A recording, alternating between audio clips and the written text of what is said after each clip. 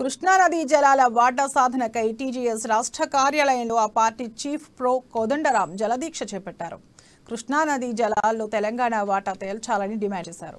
కృష్ణానదిపై pending ప్రాజెక్టులు త్వరగా పూర్తి చేయాలని కోరారు. కృష్ణా గోదావరి నదులపై కేంద్ర ప్రభుత్వం తెచ్చిన గెజిట్ను ఉపసంహరించుకోవాలని కోదండరాం వాదించారు. కృష్ణానదీ జలాల వాటా సాధనలో రాష్ట్ర ప్రభుత్వ నిర్లక్ష్య వైఖరిని ఎండగొడతామని హెచ్చరించారు.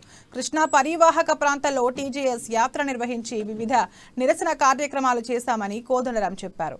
ఉద్యమాన్ని తీవ్రం చేయడంలో భాగంగా ఈ దీక్ష చేస్తున్నామన్న ఆయన కోదండరాం నాయకత్వంలో టీజేఎస్ బృందం ఈ నెల 30-31వ తేదీలో ఢిల్లీకి వెళ్లి కేంద్ర మంత్రులను కృష్ణా గోదావరి బోర్డు అధికారులను కలుస్తామని స్పష్టం చేశారు. ముఖ్యమంత్రి గాని తెరాస పార్టీ గాని చేయవలసింది ఏంటంటే కృష్ణా నది జలాల మీద ఉండే వివాదాన్ని పరిష్కరించి కృష్ణా నది మీద జరిగే ప్రాజెక్టును ముందే కట్టి ప్రాధాన్యతగా మనము ప్రాజెక్టు కట్టిన తర్వాత ఒక హక్కుగా మనకు అది వచ్చేది, మనకు హక్కు ఉన్నది.